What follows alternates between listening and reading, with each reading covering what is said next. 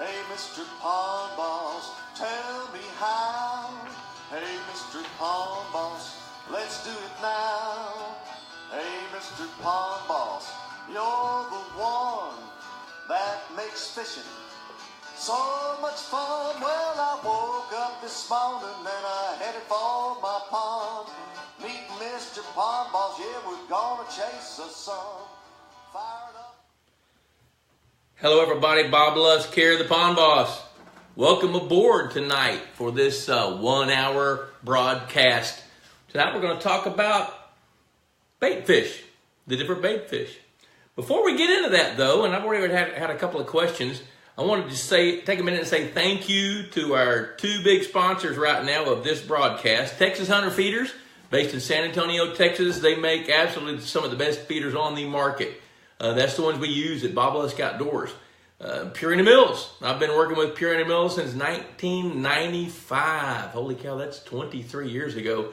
And they have developed some outstanding fish foods for the sport fish market. So thank you to those guys. Of course, I like to start off with another commercial. Pond Boss magazine comes out 6 times a year. Matter of fact, we just put the finishing touches on the May-June issue. It's going to the printer on Monday.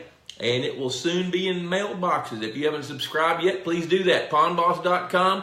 Send us an email at info@pondboss.com or go to the website. You can subscribe in our little store. There's a little icon you can click on that'll take you there. So, we would love it if you would subscribe. We've also, Pond Boss is all about information. That's what we do. If you go to pondboss.com, you're going to see free articles. You'll see all these videos that are archived there. You'll see some podcasts, books. I mean, we've got all kinds of solid information.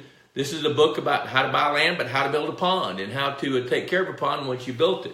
Mike Otto's 40 years worth of his life right here in this book, Just Add Water. $30 for this. $30. And I'm going to tell you, if you're going to build a pond, you need both these books. This one's 20, that one's 30, $50, a great investment.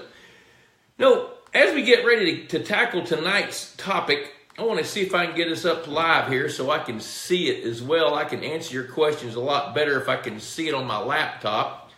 So bear with me, but in the meantime, rather than keep you waiting for me to watch you talk to me on here, the first question that I wanted to tackle, Kevin Briggs, when I did my promo, oh, there it is right there. Now I'm going to be able to see you and see who's talking and who's there. Let's see here. Holy cow, we got a lot of people on board already. Got 15 folks up. Jim Fritchie, hi Bob. Dick Tabbert, hey, good evening. Tim Johnson from Oklahoma. Robert Todd Dillard from upstate South Carolina. Shirley Fritchie, all right, we got the ladies on board. Let's see, Kevin Briggs, Jim Fritchie, 3 other people joined. Colin Pearson, good to see you, Colin. Kevin Briggs. Yes, Kevin's got this. Hashtag Pond Boss Magazine. Click like on this video and please share it to your timeline. If you'll do that, then you'll be entered into a drawing for a Pond Boss cap and a mug. And we've had to order some more caps. We mailed them all out, but we got more coming. Here's the mug that we'll send you because we want to grow our audience. I want to ask you to help us grow that audience if you don't mind. So hashtag Pond Boss Magazine, click like and share it to your timeline. Please do that. Dick Tabbert's doing it. Kevin Briggs is doing it. Troy Todd. Speaking of Kevin Briggs, Kevin, when I did the promo earlier, you asked earlier in the week, you said, looking forward to it. Everyone I talk to tells me different things. Was talking about it today with a fish management company. Well, I think what I'd like to start off with is everybody you talk to tells you different things. That's the truth. Now, does that mean that one person's right and all the rest are wrong? No, it doesn't. I clean a catfish a certain way, but I've watched guys that are better at it than me, and I've watched guys that I wouldn't even let touch a catfish because they don't do it the way I think they should. So my point there is pick somebody that you believe in and that you trust, that understands your goals, and then work with them to stock and manage your lake. If you'll do that, then you're going to have good results because there's a bunch of different ways to do this. You got to pick a way that you believe in, with fish that you know about and that you believe in, and a management strategy that fits your style of doing things. Then you're going to be successful, unless nature throws something at you. Speaking of that, the next Pond Boss coming out has got a story that I wrote about a big failure of a lake. Now, I'm not going to tell you about it here. You can read about it in the magazine, but there were some things that happened that we just didn't quite see and didn't quite get, and it caused a catastrophic failure in a lake in South Louisiana. So join up, get the magazine going. You can call the office as well. Here's our information, our graphic, this electronic graphic right here, info@pondboss.com, or call the office. Subscribe, $35 a year. It's well worth it. Dave Glover's on board. Troy Todd, Dion Myers, Leanne's on board. You know, Kevin, just to kind of belabor that point a little bit more, I think, I'll tell you a story. Gosh, probably back around 2004 or 5, I got called to go work on a project in upstate New York. A Texas guy going to upstate New York. Yeah, I know you're laughing about that. So was I at the time. But what they did was they said, we've read your books. We have read your magazines. We think you're the guy that can come help us. So I said, you know what? I'd be willing to tackle that. And then they called me back in a few days, said, you know what? We want to invite about 15 biologists to come up, and let's just have a symposium and see what happens. I said, no, count me out. Because what's going to happen, you're going to hear 15 or 20 different opinions out of 15 or 16 guys, and they're all probably going to be right. Most of them are going to conflict in some ways. It might be small ways, might be bigger ways. But what you need to do is pick the one that you believe in, that believes in you, and go from there. Jason Nepstad's on board. Greetings, Jason. How's that big lake coming of yours, buddy? Another Daniel Powell came on board during the promo that I put up a couple days ago, and he asked this question. And, of course, Daniel's at church. Well, we're not. We're at the Church of Fish right now, pond management. He says, I would like to hear how the different bait fish compete with each other for food. Are there certain bait fish that work better together than others? How do you make the decision on what to prioritize in a low fertility pond, considering the desire to have a balanced fishery? Looking forward to watching this one after church, of course. Well, by the time we get to the end of this hour, you guys are going to be able to answer this question, because I'm going to take you through how all these different bait fish interact and what they do. Sheridan Ashmore, good evening, Bob. Finally able to catch a show tonight after working. Great. Welcome aboard, Sheridan. Then John Funk says, I'd love to hear the differences from southern ponds to northern ponds. Well, John's thrown this at me 2 or 3 times. I'm going to contribute to that tonight. Then I got an email earlier in the week that says, good afternoon, Bob. Hope all is well on your end. I'm ready to restock my pond. No fish remaining after an intentional fish kill with rope known due to a historic flood upsetting the pond. Question, should I wait to stock my fingerling bluegill brim in the fall and follow in the spring with equally sized fingerling bass and channel catfish? Or can I stock fingerling bluegill at the beginning of next month and stock fingerling bass and catfish in the fall? I have a 2-acre pond in South LA, that's South Louisiana. Also have your book, Raising Trophy Bass, and have been a subscriber of the magazine for years. Enjoy the material, and I'm hoping to make a conference one of these days. Thank you for your time. That's Derek Daigle with that one. So I will, by the time we get through, all those questions are going to pretty well be answered, and you're going to be able to answer them yourself. So what I want to do now, let's see, Jason said, I just drove by Kingfisher. That lake looks like it's managed by a professional. Yeah, suck up to me, buddy. It is. That is really a legendary lake. I love it. I love being there. Hey, Jacob West says, I won't be able to stay on for the entire time, but I'm looking forward to tonight's topic. Yeah, Jacob, we need to have a conversation before long, because it shouldn't be long before you need a few bait fish up there in that new lake you guys have built. So here's what I want to do tonight. I want to go through a bunch of the different bait fish that are used in private ponds and lakes. And I want to take you through pretty much the life stories of each one of those species of fish. And by the end of this conversation, this pretty much one-way conversation, then you're going to have a better idea of how they can interact. And then I'll tackle how those fish can live together in a community in something of harmony, or they can't. So by the time you get through hearing about all these fish, you're going to be able to draw some of your own conclusions. Let's just start off with bluegill. I mean, bluegill, there's Victor Moberg on board. Hey, Victor. Bluegill are the backbone of the food chain for largemouth bass in southern ponds. Now, if we drew a line pretty much across the middle of the country, going from like Denver through Lincoln, Nebraska, making an arc back up toward the Atlantic seaboard. South of that line, pretty much most of that area is where bluegill are considered the bait fish de jour for largemouth bass. Now, the further south you go, the more important they are as the backbone of the food chain. Now, I'm going to give you some facts about all this stuff, and then you'll be able to see how I'm coming to some of these conclusions.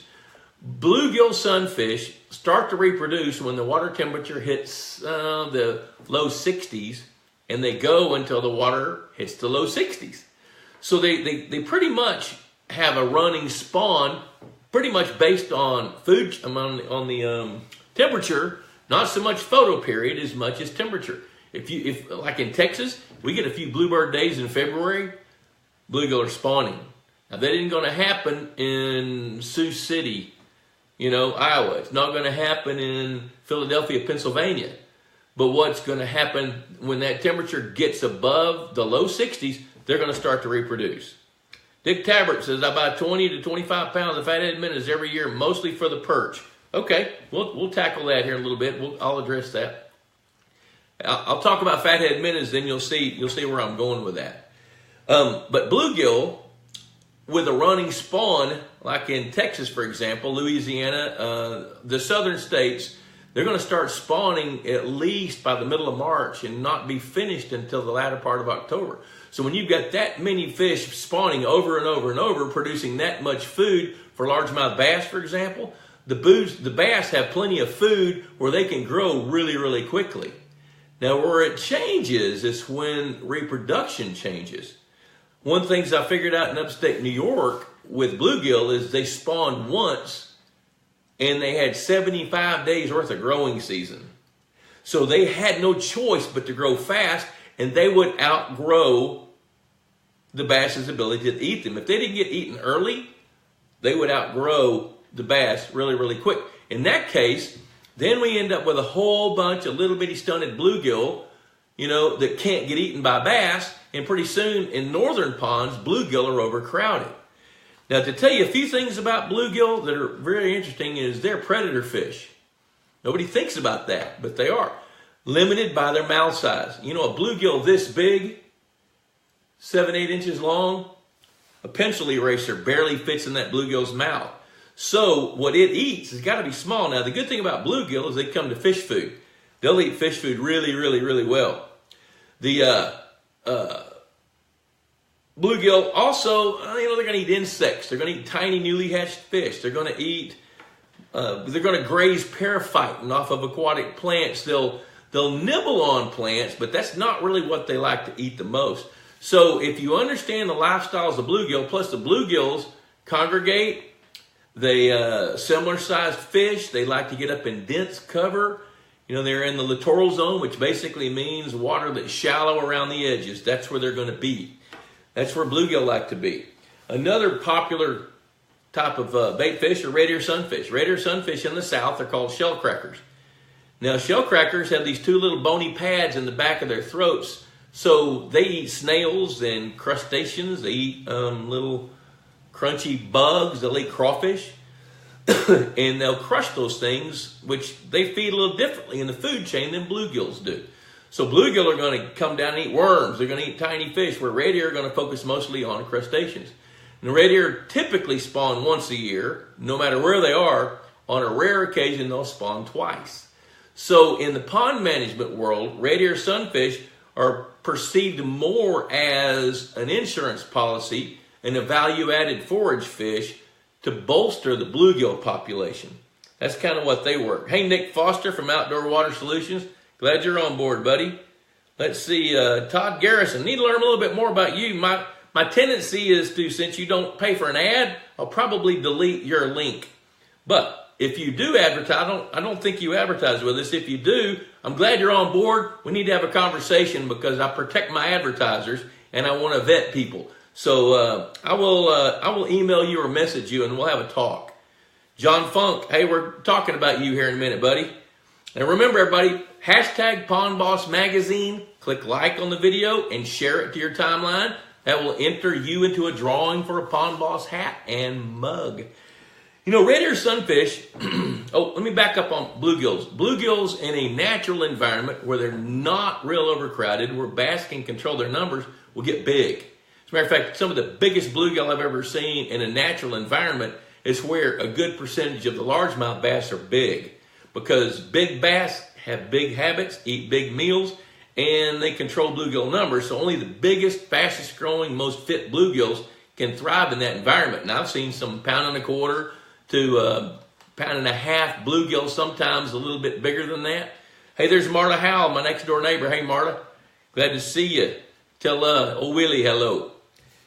Red ear sunfish. Now the biggest bluegill I've seen, we've actually grown some. You know, Jason was talking about going by kingfisher. Bruce Condello has caught a 3-pound, 4-ounce bluegill out of that lake. Now, the reason that that lake thrives is it has the perfect habitat. Now, remember our mantra. As goes the habitat, so goes what lives in it. If you've got perfect habitat for these different fish we're talking about, odds go up that they're going to thrive. And that includes the sunfish. Tim Jackson, how you doing there, Tim? Good to see you, buddy. Red ear sunfish, the biggest one I've ever seen was 14 inches and weighed a little over 2 pounds, and it was gnarly. I mean, it was thick, broad-shouldered, 14 inches, just an amazing looking fish, and it actually came out of the headwaters of a hill country river. There's Chris Blood. Hey, Chris, good to see you, buddy. Been plugging Texas Hunter Feeders. Thanks for your sponsorship of this show, man. Really appreciate it. Chris Blood, you guys connect with him. He'll help you get set up with a feeding program. And we will too. Dana Phillips, good to see you. Hey, Victor, my wife wants to put some koi in one of the small ponds, but under heavy rain events, it will run out into our larger 1-acre pond about a quarter of a mile away. What, if any, issues would that cause on the larger pond if the koi wash into it? Nothing. We have the same thing. We've got, right by the house, we've got an experimental pond that overflows into our swimming pond. Debbie loves color. So I stocked 3 dozen koi in there years and years and years ago, and about 7 or 8 of them have made their way downstream into our swimming pond. But we've got it stocked so heavy with bass, they wouldn't dare try to survive. JJ Starks, hey JJ, glad to see you on board, man. If you got a question, chime in here, type it in, we'll get to it. Other forage fish, fathead minnows. Now the question was asked or mentioned that fathead minnows are used for the perch. Let me tell you about fathead minnows. Fathead minnows only get to be about 2.5 inches long. They reproduce prolifically, but anywhere there's a predator, they're going to get decimated.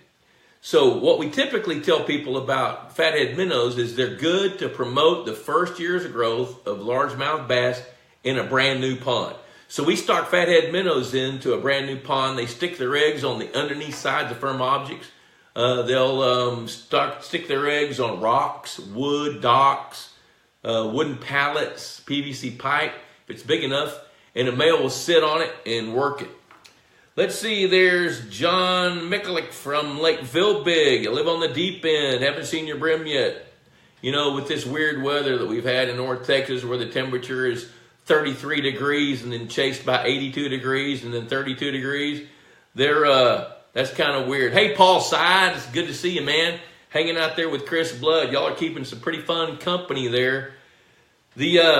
The thing about fathead minnows is they're also a pretty good bait fish for channel catfish ponds.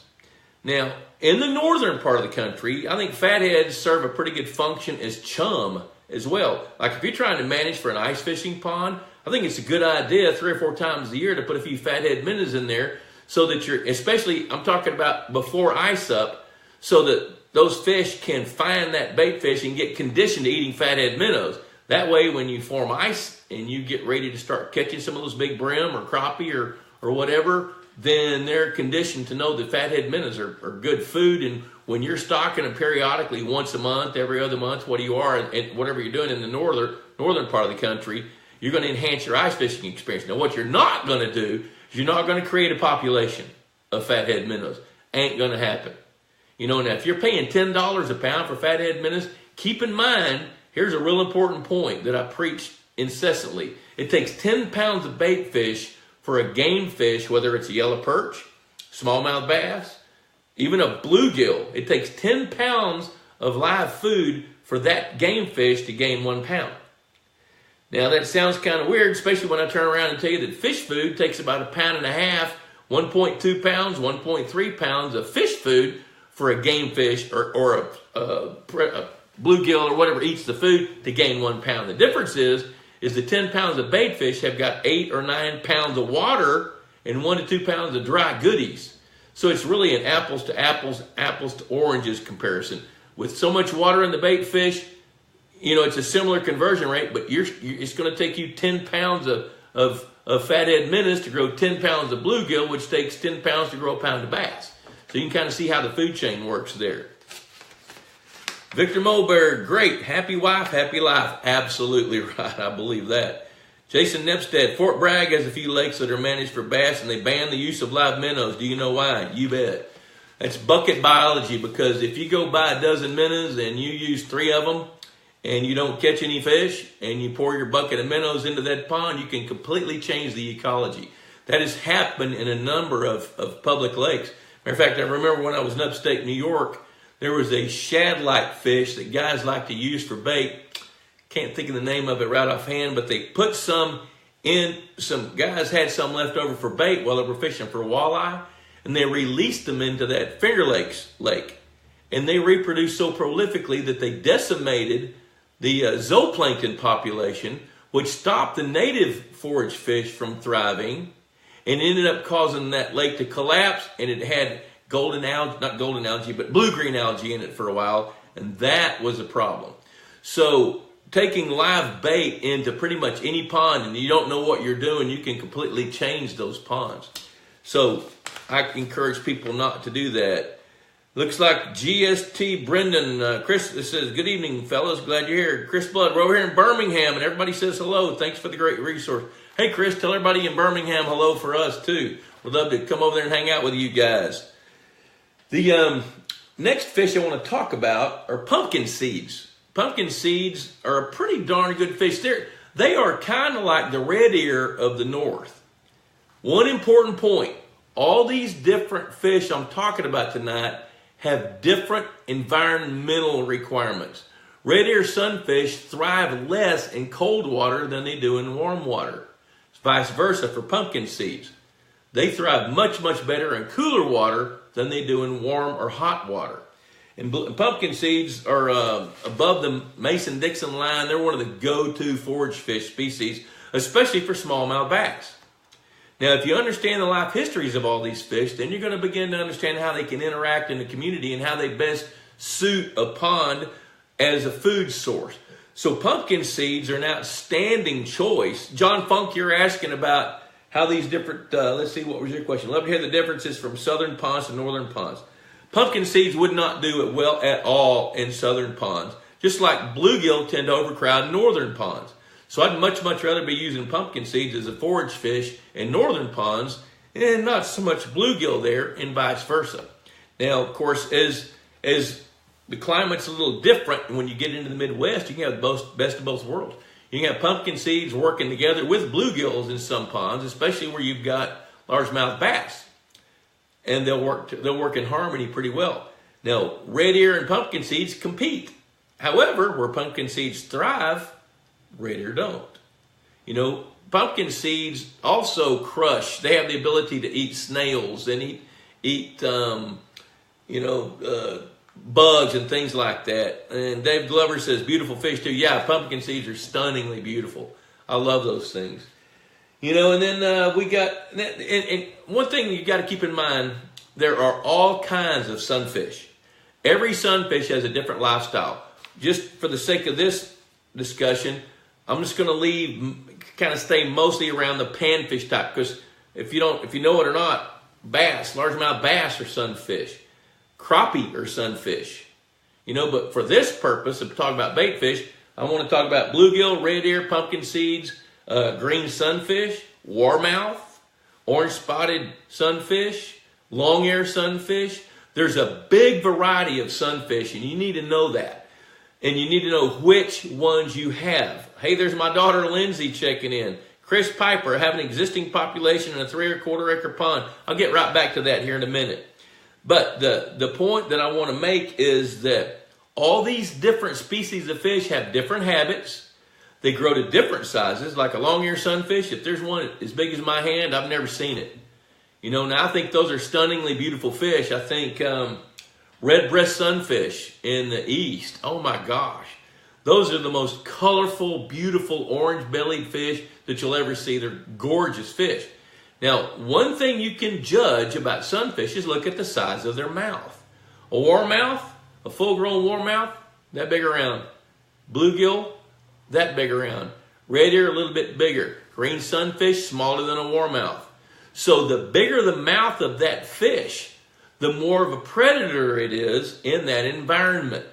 So you can actually watch warmouth feeding on fathead minnows that are supposed to be growing up to feed newly stocked largemouth bass. Oh, but wait, those warmouth will also eat your newly stocked baby largemouth bass. So the size of the mouth of those sunfish have a direct impact on what they do as predators. And then also got to know is how often do they spawn? You know, the majority of the sunfish spawn one time a year. On some occasion, in some places, they'll spawn twice. Bluegill, that's why they're considered the backbone of the food chain for bass, because they'll spawn so many times through the course of a year in the South. Let me go back. There's John Henry checking in. Remember, hashtag Pond Boss Magazine for everybody that's just tuning in. And click like and share this to your timeline. It'll make you eligible to win a Pond Boss cap and a mug. John Wilson won this time from last week. Now, John is a great big Cleveland Indians fan, and I think the Indians are playing in Puerto Rico, and I'm not 90% sure he's there watching the game, so somebody spread the word that he won a hat. Okay, Chris Piper, I'm going to come back to your question. Let's see what you got here. I have an existing population in a 3/4 acre pond. Most fish got in from birds in the 2016 flood. Had plenty of bluegill, and I have been feeding pellets since August. I'm seeing some nice-sized bluegill, now wanting bass to grow. What should I do? Stock some bass. Have you stocked bass? If you haven't, do it. You know, the thing is, and also tell me where your pond is, because I'm not sure where you are. Tell me about that. Gene Gilliland, BASS, Conservation Director, National, man, one of my good friends. Glad to see you. J.D. Johnston, the Toad Boss, is in the house. Welcome, JD. Talk about some more fish. You know, even in some areas, yellow perch are considered a forage fish. Now, the thing about yellow perch is they're also a top-end predator. So they're going to turn around and eat some more of your forage fish, and they're going to spawn early in ponds where they can exist. Now, there's several strains of yellow perch that I've seen. I've seen some actually in Richmond Mill Lake in North Carolina. They don't get very big. I'm not sure that they're genetically different than yellow perch, like in upstate New York or Montana, for example. But I know that they play a little different role. There are, like, if I were going to be managing northern pike or tiger muskies or something like that, I want yellow perch because they're going to be a prime food for that species that you're managing.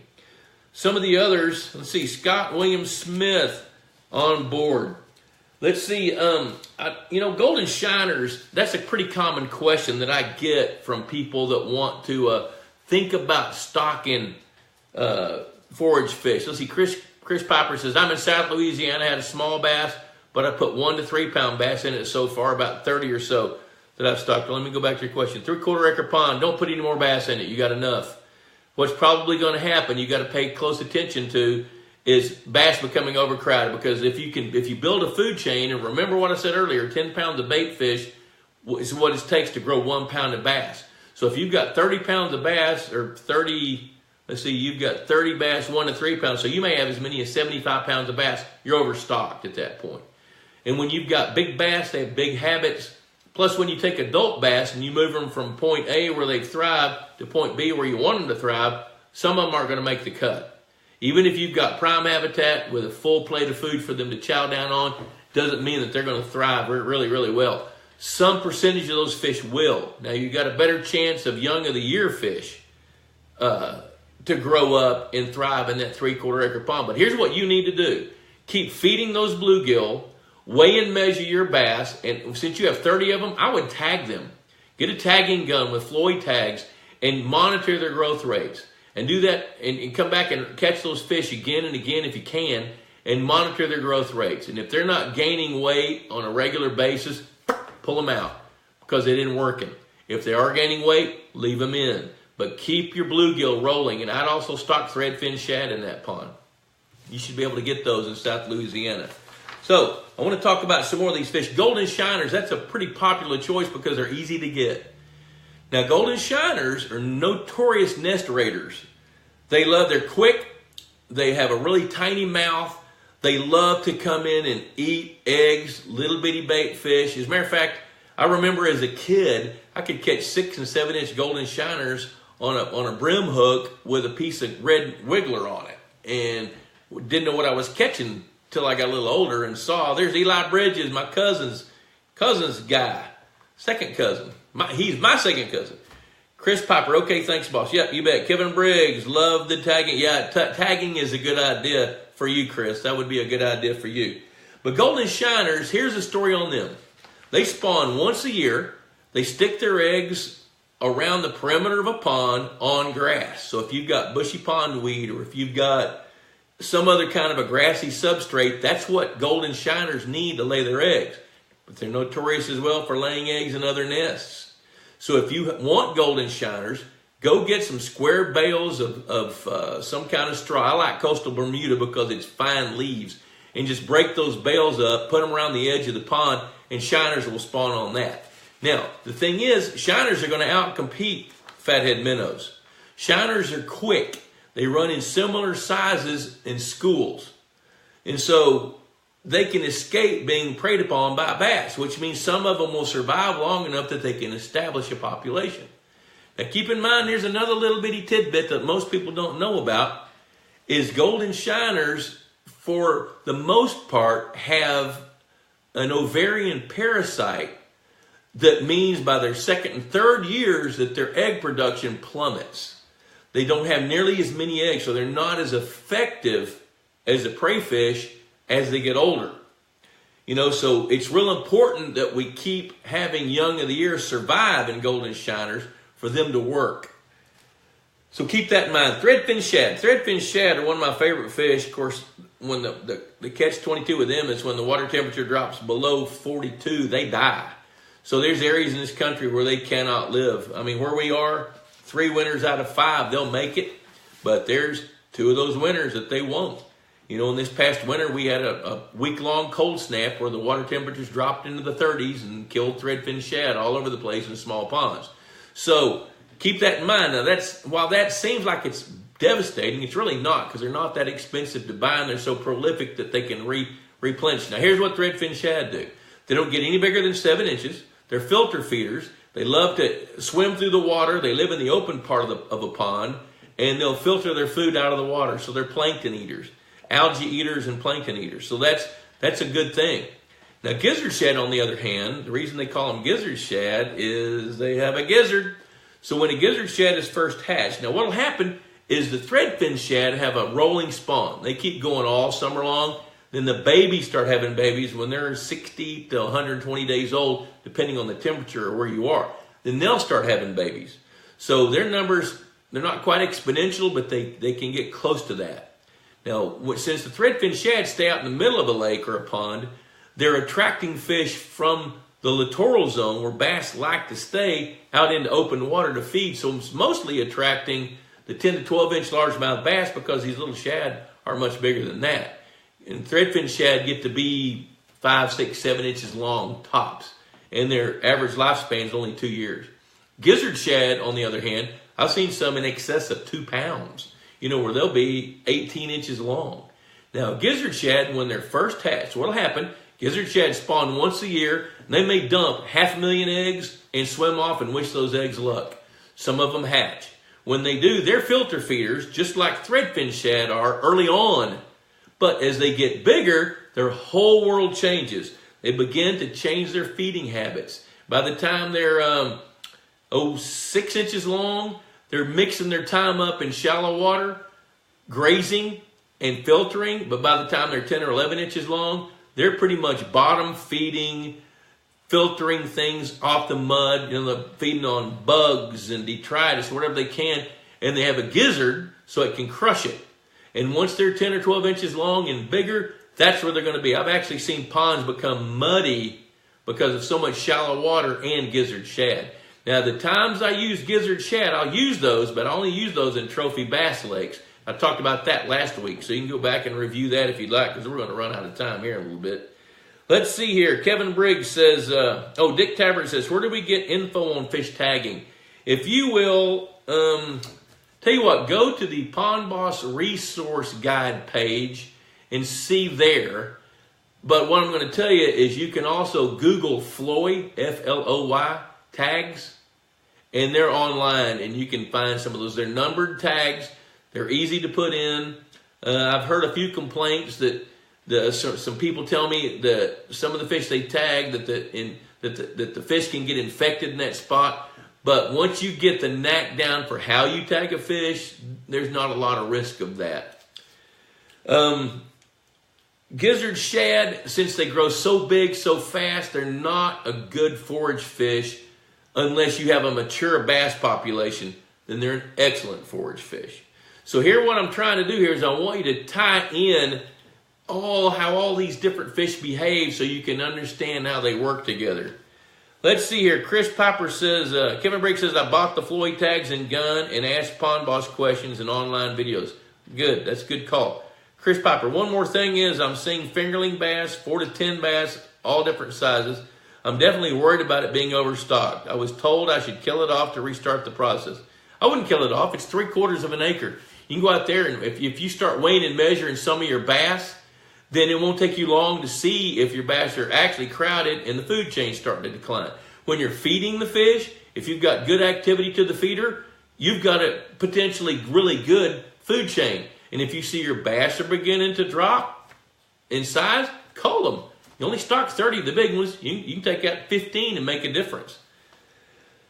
I wouldn't kill it off. I wouldn't do that. Let's see. GST, I'm not sure what that means, but I'm just going to call you Brendan. I recently bought a house on Black Lake in Camp Ty, Louisiana. Has a 2.5 acre pond on it. 18 years old. The pond is full of chinkapin and bluegill. Chinkapin is another name for warmouth. Bluegill as well. Sac-a-lait, that's sack of milk in French, which means crappie in Louisiana. Gizzard shad, bass, and catfish. I've seen lots of schools of baitfish and grass shrimp. I love that. I've caught chupik. Okay, chupik, that is Amiacalva, bowfin. Yeah, aka bowfin. What is the best way to get these fish out of my pond? Well, first of all, the fact that you have them means there's a source, which means that pond is intermingled with a bayou somewhere not far from you to allow those fish to make their way into your pond. So, go fishing.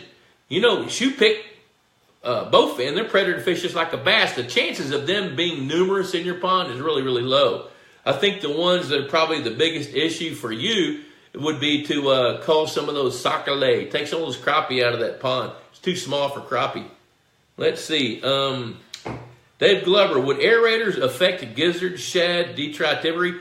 In other words, if you aerate a pond, would that slow gizzard, shad down from feeding in the mud? No, it doesn't, because they're going to still go do that. Now, maybe your question is since you have aeration going, does that decrease the source of food in the pond bottom? That answer could be yes, but that won't stop a gizzard, shad from rooting around in the mud, because they're going to go look for it whether it's there or not.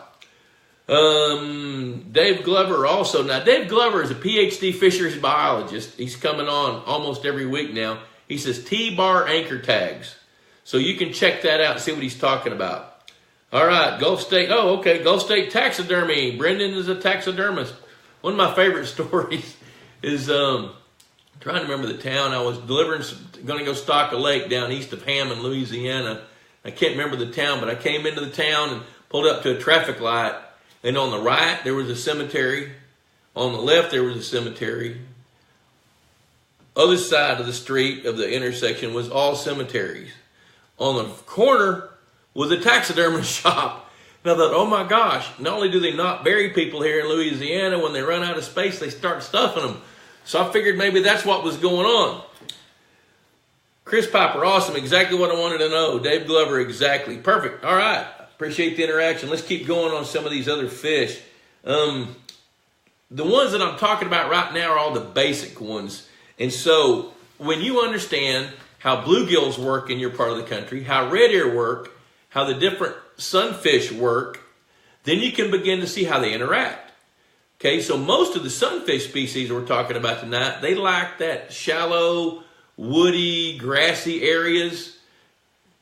Warmouth, for example, goggle-eye sunfish, they're solitary and they prefer moving water. Red-breast sunfish, moving water, they prefer that. So they're not going to thrive in a pond anyway. Where bluegill are perfect for a pond environment, so are red ear, so are pumpkin seeds. So what you got to figure out is what fish, what are my top end predators, my target species that I want to manage for, and make sure that you match up those fish with the forage fish. And here's a perfect example of that. Let's say that you're in the middle of Iowa, smallmouth bass is your thing. You want to grow some great smallmouth bass. So you build a pond, create the very best habitat for smallmouth bass, which means rock piles. You need a little bit of timber laying down beside the rock piles. Create some spawning beds for smallmouth bass. What are they going to eat? Now, smallmouth bass are not nearly as aggressive as largemouth bass, so even in Iowa, if you have bluegill that spawn 2 times a year or 3 times a year, they're quickly going to overpopulate. The smallmouth bass are not going to keep up with them. Same story with yellow perch. You may think yellow perch could be a good idea for smallmouth bass. But in this case, this is where fathead minnows might last 3 or 4 years, and pumpkin seeds are a great choice.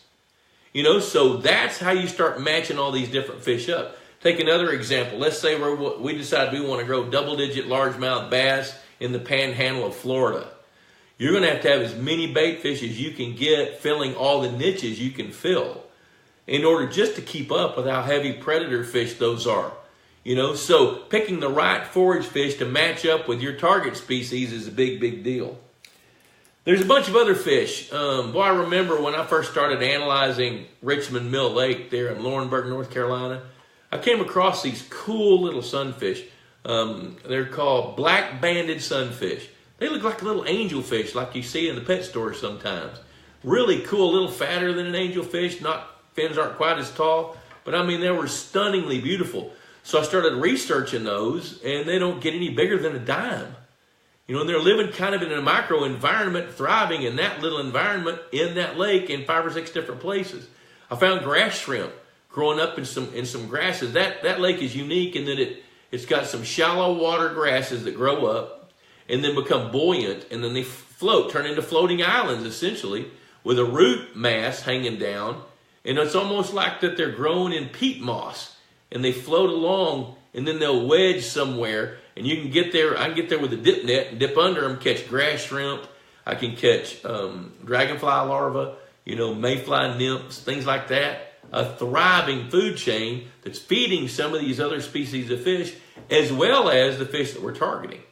We found black-banded top minnows. Those things are mosquito larvae eating boogers, boy. Gambusia, same thing. They love to eat mosquitoes. They're called mosquito fish. But are they a good forage fish? One of the things you have to figure out about all these different fish is what purpose do they serve? And does it serve the purpose that you want in your pond? And once you figure that out, then you can make the choice. So that just makes me circle back to Kevin Briggs's statement where I look forward to it. Everybody tells me different things. Was talking about it today. That's why people are telling you different things. That's why I want to give you this conversation tonight. So the more you can learn about each species of fish, the more you can begin to see how they interact together. Bluegill and red ear interact great. They don't cross paths when they spawn, except on occasion. You'll see a rare occasion where there's a female bluegill ready to lay eggs and there's a male red ear ready to fertilize them. That'll happen. You'll get some natural hybridization, but they're spawning in such different temperature waters that doesn't happen often. So the bluegill serve a purpose, red ear serve a different purpose. Some guys like hybrid sunfish. Hybrid sunfish, the classic hybrid sunfish cross is between female green sunfish and male bluegills. Their hybrid can reproduce, but the majority of those are males, and the males get bigger. So the purpose of those fish is to put into a pond where you don't want a lot of reproduction, so you can grow some big sunfish that are aggressive and easy to catch. So there's a different purpose altogether. Let's see what we got here. Joey Elam, any way to keep crawfish from tearing up the yard? Biggest problem is in our front yard and our 1/8 acre pond. You got to put something in the pond that will eat the crawfish. But that's the good news. The bad news is you're probably going to keep mowing down dirt chimneys for a long time. Because the thing about crawfish that I just love is they are a highly desired prey, especially for largemouth bass. The thing is once they're established, they're established. Now keep in mind the different species of crawfish across the nation have different habits as well. Where you're talking about, it's got to be in the south, probably southeast Texas or maybe Louisiana, because those are red swamp crawfish. When they burrow to reproduce, they're piling a big mud chimney up, maybe 8 or 10 inches tall, and then you got to run over it with a lawnmower and tear your lawnmower up. Whereas when we get up in Kansas or in Missouri, there's some green colored and white colored crawfish that spawn in vegetation. They don't burrow. They can actually live in sandy streams and thrive in those streams. So gosh, I don't know how you can get rid of them except in that 1/8 acre pond. If you've got something that will eat them, 1/8 of an acre is a little bit small for bass, but you could have 4 or 5 bass if the goal is to get rid of the crawfish. Now there are some toxicants out there, which I don't know anything about that because I haven't done that, but I know that there are some toxicants that you can use to get rid of crawfish. Better yet, go buy some crawfish traps, bait them in your pond in shallow water, and catch some crawfish, and let's eat some. Let's see here. Mark Dauber checking in from Alabama. Man, I haven't seen you in forever. This is the second time I've seen you on board. Appreciate it. John Balon, starting to dig a northern Indiana half-acre pond. Smallmouth bass, yellow perch, and red ear are what I'm thinking. Your thoughts? I think that's a good idea. The one caution I would have is the yellow perch are going to have a tendency to be the fish that overpopulates. So if you're going to dig a half-acre pond and your yellow perch do overpopulate, it's not that big a deal. You can call my good friend Matt Rail in Roosevelt, and he'll come over there and help you harvest some of them. Lynn Minsick, okay. Kevin Briggs, thanks. Neil Jackson, guess I'm not that creative. What's wrong with good old tried and true bass, bluegill, channel catfish? Nothing. Nothing wrong with that. Not a thing. Now, channel catfish, keep in mind, the channel catfish are predator fish once they're about 2.5 pounds. So they're going to compete with your bass. Now, if that's okay with you, that's okay with me. One thing you can do to minimize competition is to feed the catfish and feed the bluegill. I was talking to a guy today that was telling me that it looked like his bluegill numbers had dropped a lot. He was a little bit worried and wanted to know if he needed to stock any. And I said, well, what's going on with your other fish? He said, well, I don't know. He said, I think the great blue herons have pretty well eaten my bluegills.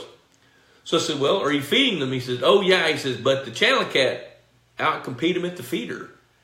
Well, that's because channel cat eat bluegills, as well as bass. A channel cat, people think a channel cat's a bottom feeder. They're not bottom feeders. They're predators.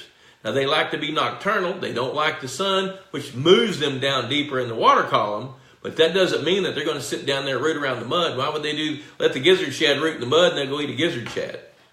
And I've seen them do that. Joey Elam, Cincinnati. Okay. You know what? My best advice, I think, is for you to trap those things. If you can get them to come into a trap, use fish heads. You can actually buy crawfish bait. I don't know if you can get it in Cincinnati or not. Purina makes a good crawfish bait. I don't know if you can get it there. You probably can because their distribution system's good. If you can trap some of them, get them out, try that and see what happens. Otherwise, go see Jones Fish Farm. They're not far from you. Talk to them about it. They're going to know ways that you can do that. Call Jones.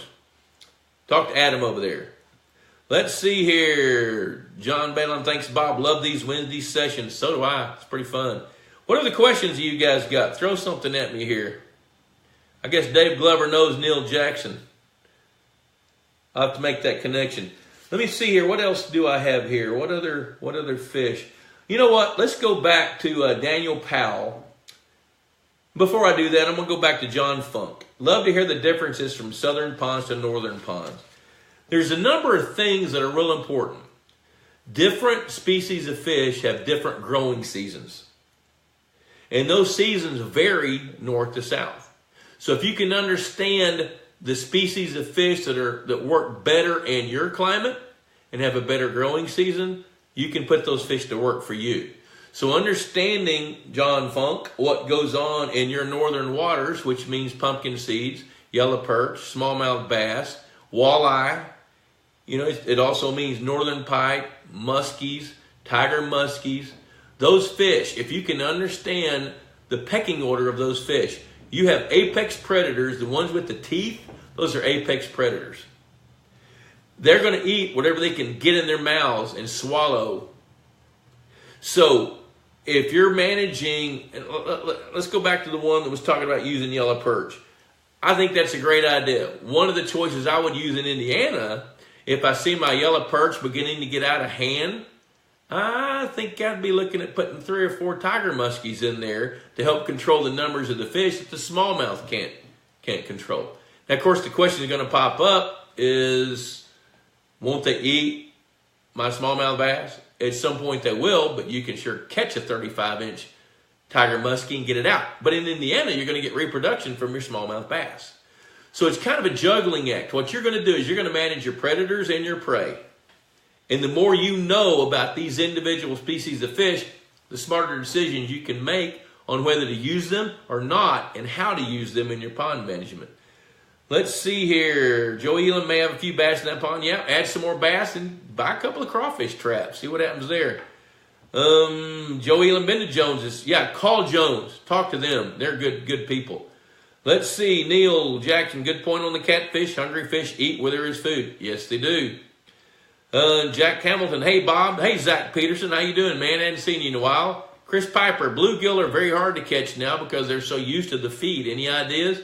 Will stocking 50 pounds of crawfish to feed my bass hurt? No, 50 pounds of crawfish would be fine. And where you are, I think that could be a smart idea. Now, here's the follow-up. Is bluegill are hard to catch because they're so used to the feed? Yeah, change the time you feed. Set your feeder to go off at midnight. And that way, when you're ready to fish during the day, they're going to be hungry. So when you're fishing for a fish that isn't hungry, you're going to reduce your risk of catching them. Plus, here's another real important point about feeding fish. When you're feeding fish, they get conditioned to that. And their behavior is conducive to that. And when you do something that's outside their conditioning, they'll stop. For example, try to catch a catfish while they're feeding on fish food. You'll catch one, and that thing will start croaking, making noise, and those other fish will disappear. You're not going to catch another one. So fish outside their conditioning. The same goes with bluegill. You can increase that. If the bluegill are so overfed, feed them less if you want to catch more of them. I would sure do that. Hey, Jeff Patterson, how you doing, neighbor? Glad to see you. Let's see, Dave Glover says, since we're talking about sunfish, fall spawns. Second time for that female that season or a late spawning female? That's the second time. If a sunfish spawns in the fall, those are all brand new eggs. They're not carrying those eggs over like a largemouth bass might in the spring. Victor Moberg, my 1 acre pond is 4 years old this October for the forage fish and 3 year olds since stocked the largemouth bass. When and at what rate should I introduce threadfin shad? Do it now. Do it now while they're available. And depending on how big your bass are, I'm going to tell you to stock 1,000. You know what? You may have to buy a minimum order of 5,000 threadfin shad. And I don't remember where you are, but you can do it now. Stock them now. If you can get them now, they're reproducing now. And when you stock them, be sure that they have the substrate. They spawn. They lay their eggs on grass. So if you don't have any vegetation, put some hay in the water, and they'll stick their eggs to it. Let's see. Jack Hamilton, how much feed should you use at a time and how many times a day?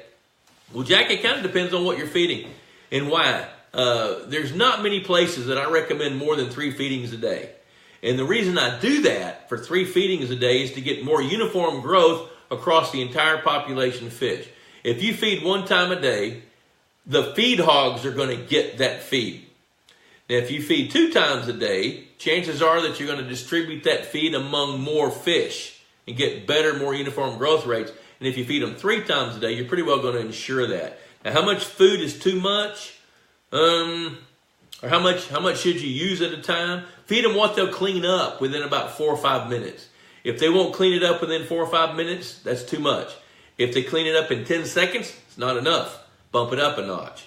Now, don't ever feed more than about 6 or 7 pounds per acre per day. Now, here's where I'm going with that. Let's do some math. Let's say you feed 5 pounds of fish food per day, 30 days a month. That's 150 pounds of feed.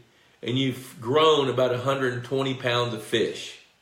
That's a lot of fish in a month. So you don't need to feed much more than 5 pounds of feed. Now, I'm being literal in a circumstance that's really not the reality. Because as you're feeding fish, other fish are eating fish that you're feeding.